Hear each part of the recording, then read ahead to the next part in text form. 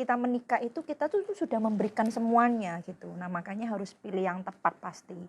Dan ternyata Cece mendapatkan gembalanya sendiri.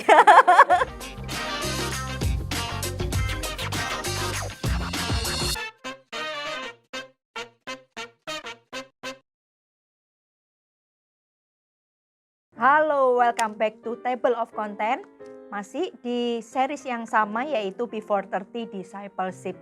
Kali ini kita mau bahas sebuah tema yang selalu hangat dibicarakan dan yang tidak akan pernah habis-habisnya, yaitu bicara tentang love, cinta. Dan masih sama kita ditemani oleh teman-teman Army of God. Dan sebelumnya mungkin kita perlu perkenalan dulu ini. Mulai dari mana nih? Dari yang paling kiri ya. Kenalin teman-teman, namaku Alvin. Hai, aku Esther. Halo, aku Jeremy. Hai, aku Shelly. Dan kita akan diberikan pertanyaan. Dan kita sendiri pun juga nggak tahu apa yang mau ditanyakan. Ya, jadi mau mulai dari siapa dulu yang mau tanya sama kita ini? Aku kok. Oke.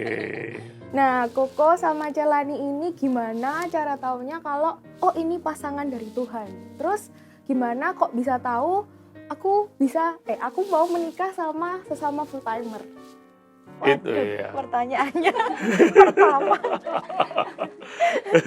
Ini sulit Ya, jawabnya. Segala sesuatu pasti diuji ya. Kalau kita bicara tentang, kan orang itu kan tidak langsung jatuh cinta. Pasti ada pertama empati. Wah, aku empati ya sama dia ya. Kayaknya kok ini bagus ya orangnya ya. Itu kan empati. Nah, dari empati itu kan akhirnya kita kan kenal lebih lanjut. Simpati. Akhirnya menjadi empati ke simpati. Terus komentar.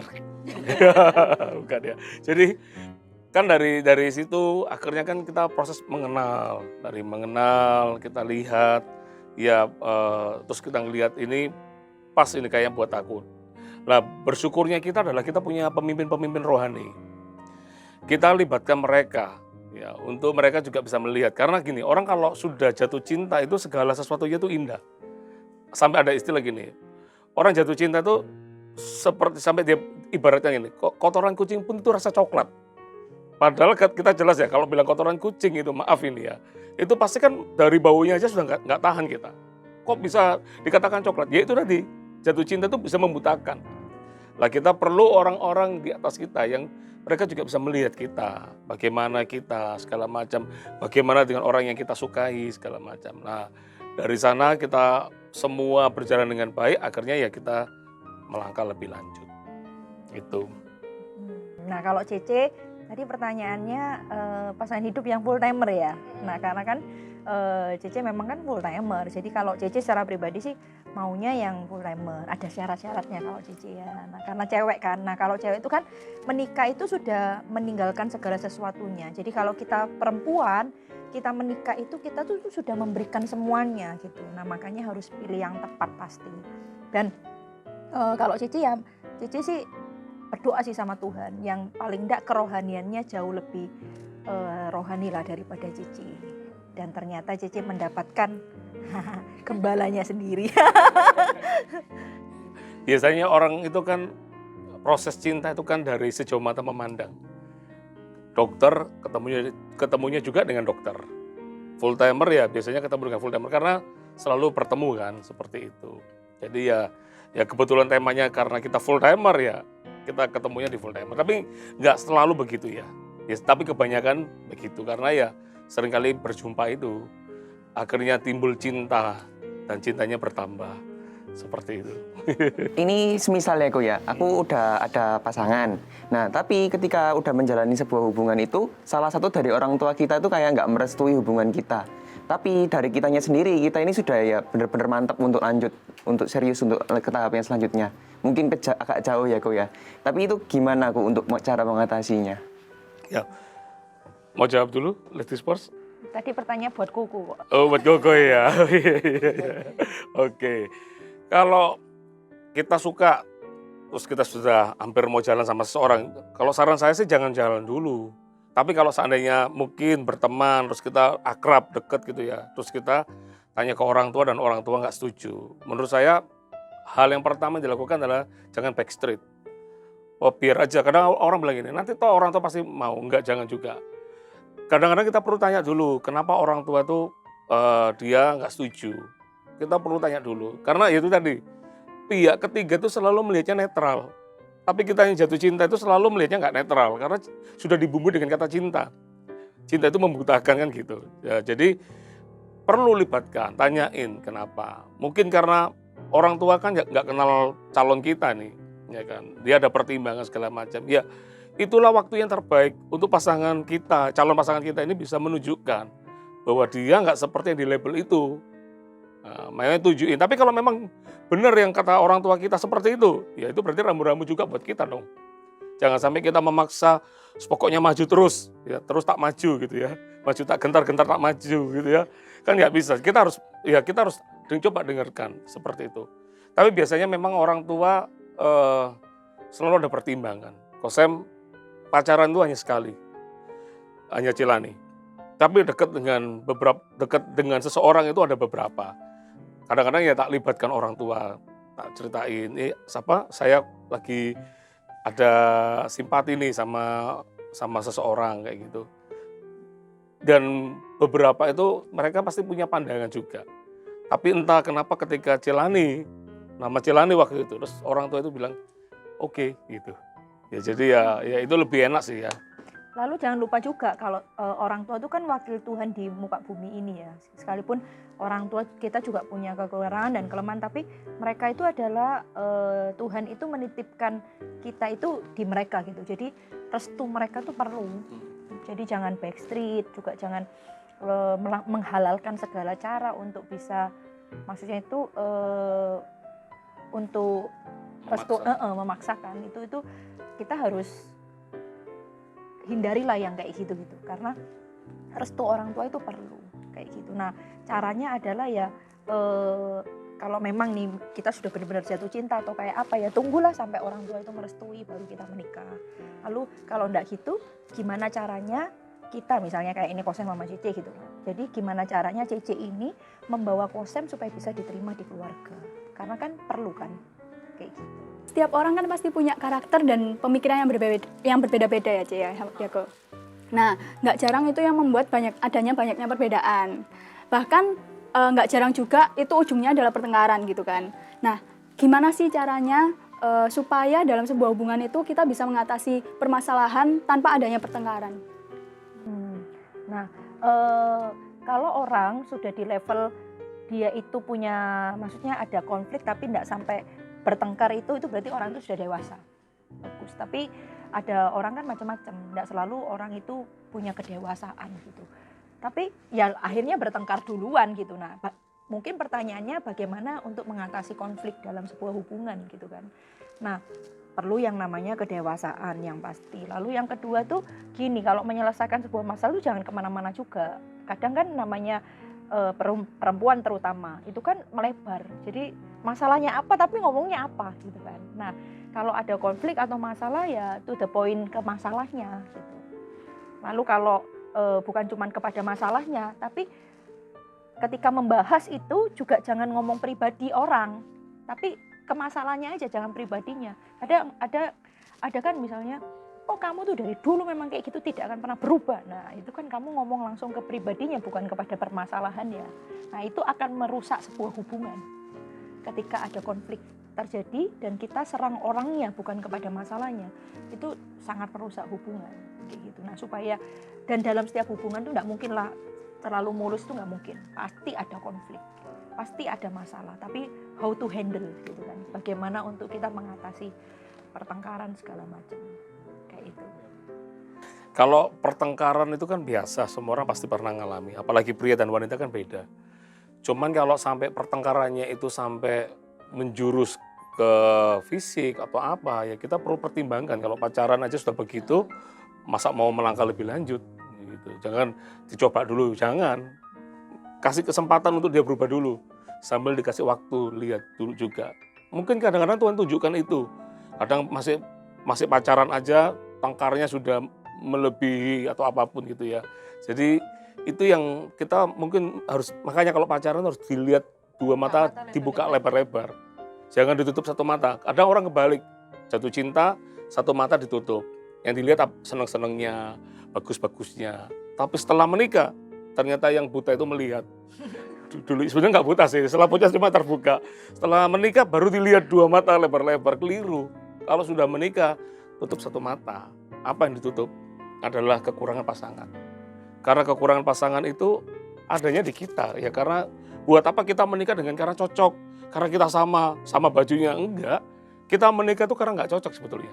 Tapi dua yang nggak cocok ini dijadikan satu, akhirnya melengkapi satu dengan yang lain. Itu. Nah, kalau dalam pernikahan, tutup satu mata, yaitu kekurangan pasangan. Karena kekurangan pasangan, kelebihannya dari kita. Tapi kalau lihat pasangan, lihatlah dari kita, dari kekurangan kita. Karena kekurangan kita ada di pasangan kita. Maka, Kalau yang sudah menikah. kalau sudah menikah. Tapi kalau pacaran, dua Bukan mata lebar-lebar. Kalau sudah tengkar apa-apa, bahas gorengan aja bertengkar atau bahas apa, itu menurut saya lebih baik ya ada hal yang harus lebih baik ya berhenti dulu deh. Seperti itu. Dan kita juga pernah dapat pertanyaan ya dari jemaatnya. Pastor Sam sama Pastor Lani ini pernah bertengkar nggak? Kan aneh pertanyaan itu sebetulnya. Terus kita tanya, kenapa Bapak bertanya seperti itu? Ya karena tak lihat Pastor Sam sama Pastor Lani selalu kompak. Ya. Padahal kalau mau cerita, ya kita pernah beda pendapat.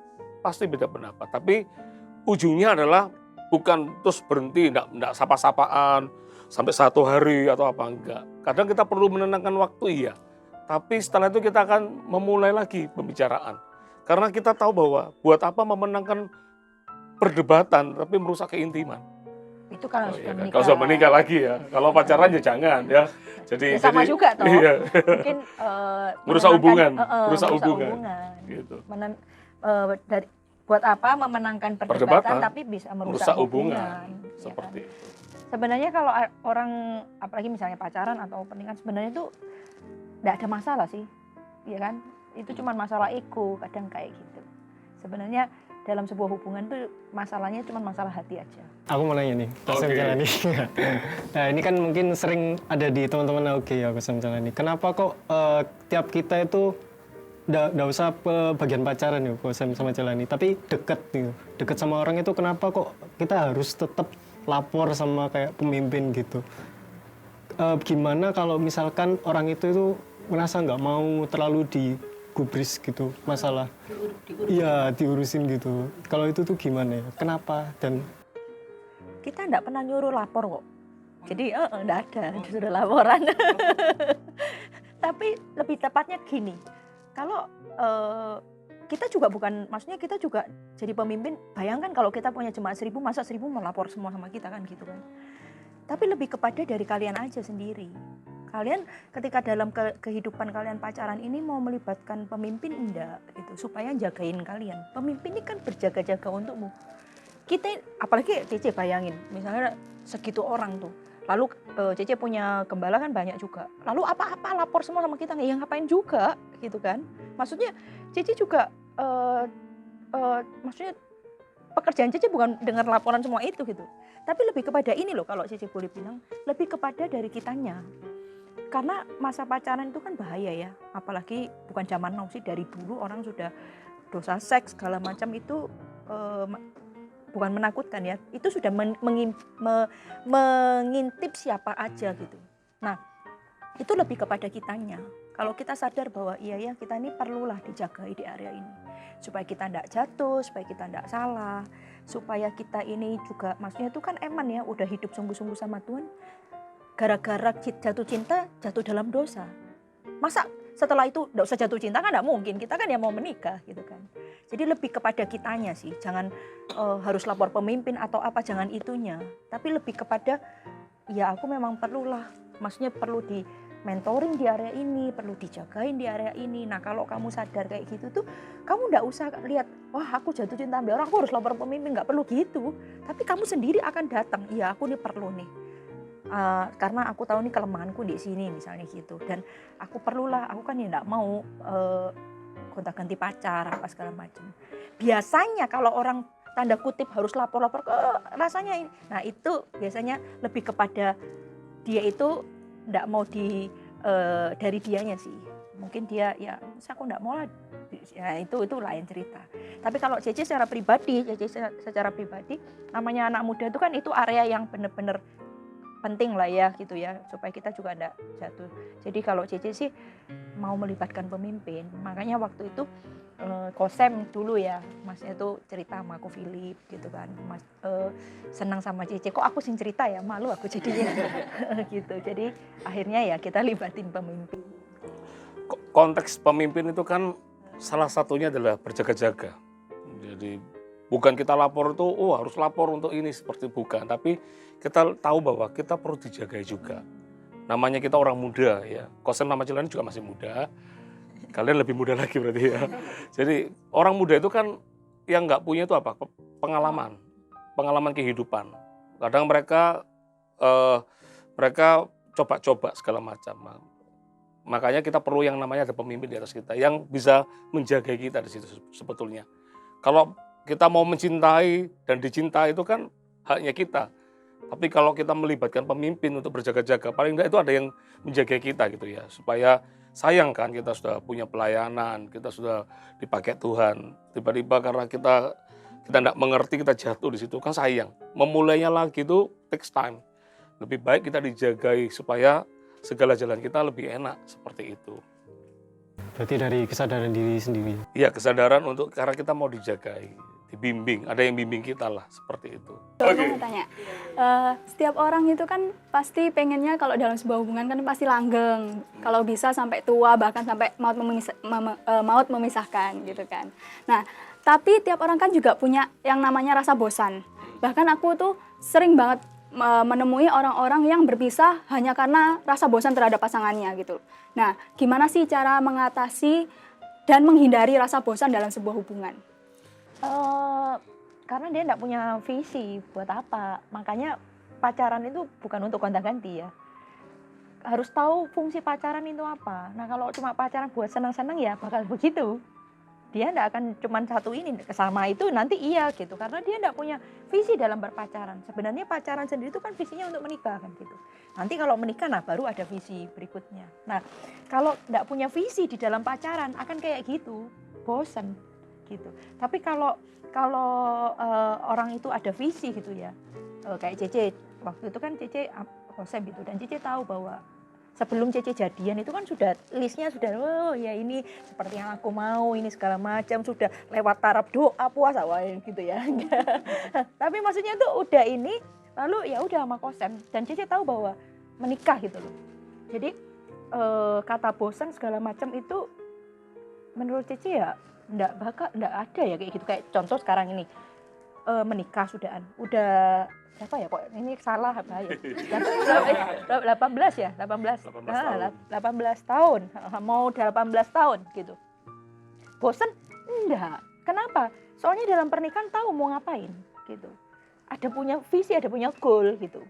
Biasanya orang kalau enggak punya visinya itu loh yang bosan gitu, segala macam. Dan Cece tahu juga bahwa ini orang yang tepat gitu. Jadi makanya kalau ini bilang pacaran ya harus tahu ya. Kalau enggak ada visinya nanti kamu gonta-ganti pacar, kamu bosen terus gitu.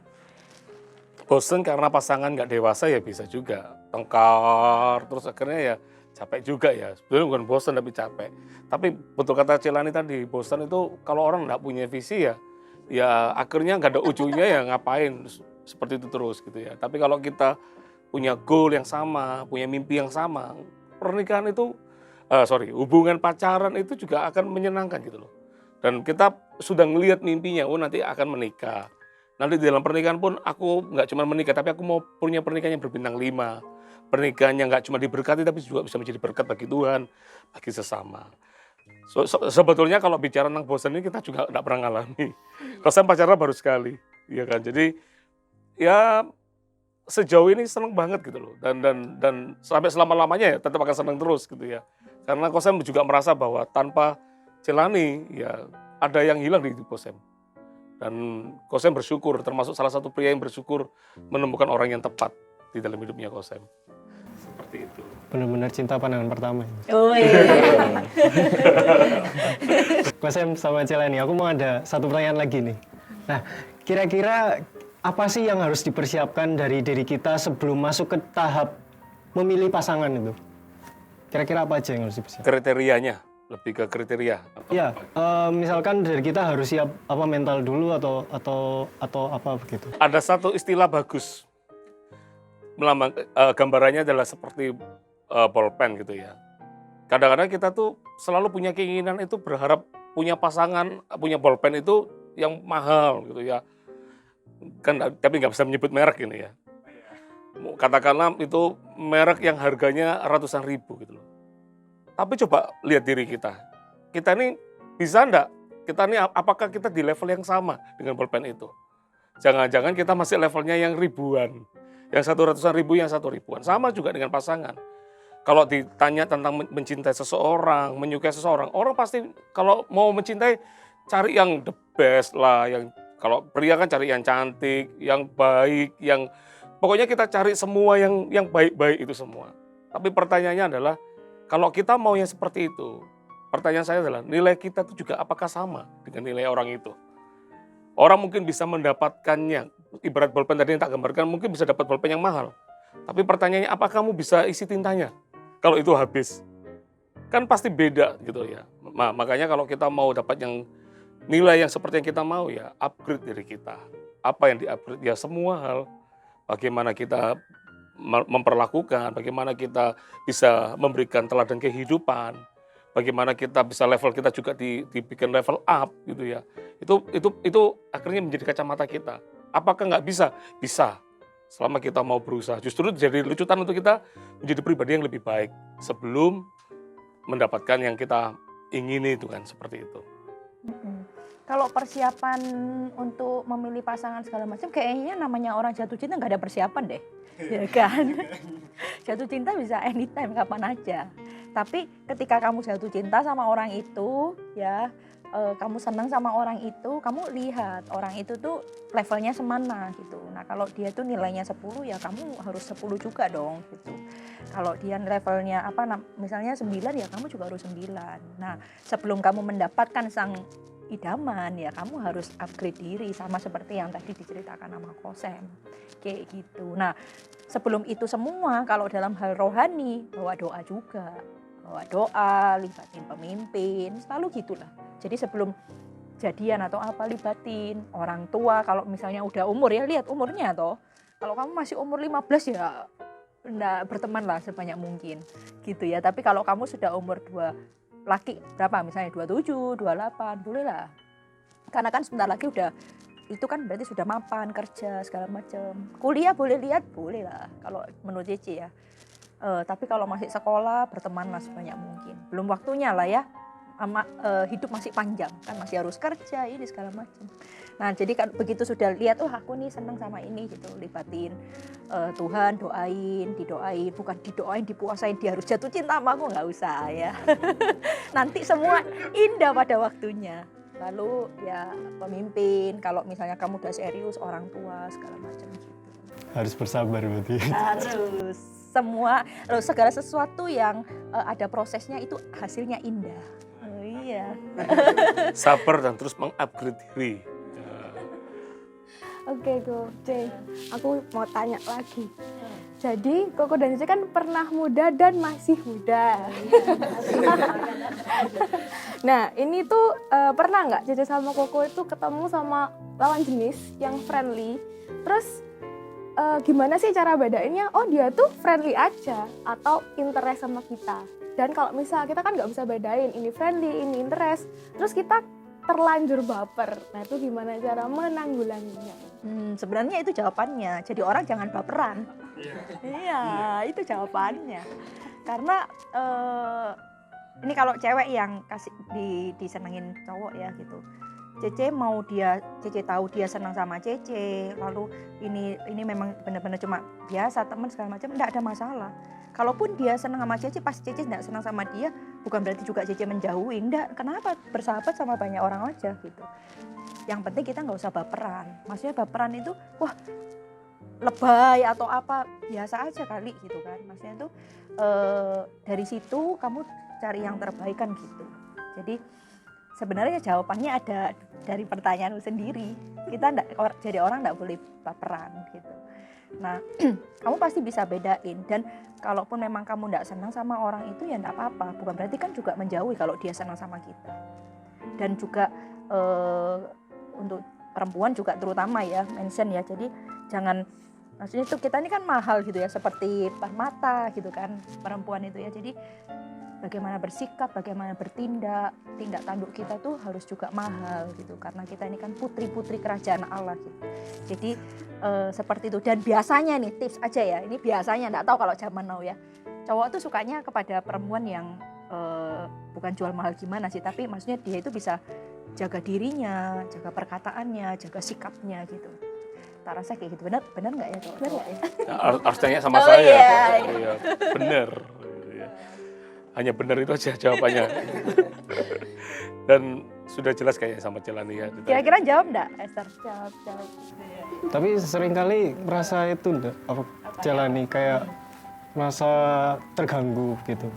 Kalau misalkan tahu oh dia senang sama Oh, Cece punya cerita. Diceritain di sini enggak ya? Waktu Cece SMA, jadi ada dia itu teman Cece, tapi bukan teman sekelas, juga bukan teman satu sekolah. Jadi dia itu sekolah lain, SMA lain, Cece di SMA sini, dia SMA yang lain gitu. Nah, dia itu senang sama Cece gitu ya. Nah, setiap hari telepon gitu, dan teleponnya itu ya, kamu sudah makan gitu ya, lalu kamu lagi ngapain gitu ya, lalu pokoknya itu pertanyaan yang ya ampun gitu ya, gimana gitu ya. Tapi selama ini ya Cece enggak pernah bilang, enggak, atau ketus atau apa, enggak. Cece cuma tahu satu hal, maksudnya itu ya jadi orang tuh jangan terlalu pede lah gitu. Jadi orang kan harus baik sama semua orang gitu. Sampai suatu ketika tuh Cece dibilangin sama temennya Cece itu bilang gini, Lan, lu tahu enggak si A itu, kenapa? Dia tuh lo seneng ambek kamu. Lan, dia itu naik telepon kamu ya, itu ada catatannya panjang sekali, dia bilang gitu.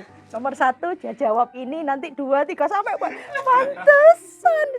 Cici mikir pantesan pertanyaannya nggak pernah habis ya gitu ya. Sampai mana itu pertanyaannya tadi? Apa mengganggu apa enggak ya? Ya sebenarnya buat kita yang digituin ya mengganggu sih, tapi sikap kita bagaimana? Jangan juga ketus ya menurut Cici ya. Tak rasa dia tuh juga pasti punya pergumulannya sendiri sama Cece gitu loh. Maksudnya dengan bagaimana mendapatkan Cece segala macam gitu. Tapi ya itu yang paling penting, mengganggu ya ada yang mengganggu, tapi jangan sampai kita juga menyakiti dia gitu. Sikap kita menyakiti dia gitu loh. Kayak gitu sih. Jawab enggak ya? jawab sekali. Cece, tapi kalau misal Cece nggak ketus gitu, terus nanti dia Cara baper. berhentiin gimana ya gitu ya. Iya, terus nanti dia baper, ngira Cece kayak PHP. suka. Iya, PHP. Cece ngomong terus terang, sorry ya, aku ini maksudnya just friend aja gitu, teman segala macam, nah gitu. Dari situ kan akhirnya Ya, tapi aku juga pernah aja kayak gitu. Tapi sampai anaknya itu, aku kan tahu dia suka, tapi dia itu sampai mungkin karena aku juga nggak yang ketusin dia, nggak yang nyuekin dia itu sampai bilang ke yang lain itu udah pacaran gitu loh, padahal belum gitu loh. Cuma ya udah, aku cuma nganggap dia sahabat. Nah kalau kayak gitu gimana sih? yang pertama sih kan kita mesti ngomong sama orangnya ya. Maksudnya tuh aku tuh cuma nganggep kamu tuh just friend aja, nggak lebih daripada itu. Ya udah. Nah kalau di luaran dia ngomong kayak gitu, yang penting dari statement kita nggak ngomong gitu, nggak ada masalah. Jadi kayak misalnya, kamu memangnya udah jadian segala macam, gosip ini ya, gitu. Nggak, aku nggak ini gitu. Oke, sebelum pertanyaan lebih lanjut, kita saksikan di episode berikutnya, tetap di channel yang sama tentang Table of Content. God bless you. God bless you. Cewek itu jangan cari orang yang dompetnya tebel atau apa segala macam. No. Kenapa? Karena belum tentu loh orang yang dompetnya tebel karakternya juga bagus gitu kan. Bukan seberapa tebel dompetnya, tapi orang itu bisa kerja enggak, orangnya tanggung jawab enggak, karakternya bagaimana. Itu karakter itu penting ya. Kalau penampilan bisa dipermak, ya kan. Tapi kalau karakter, nah itu perlu waktu.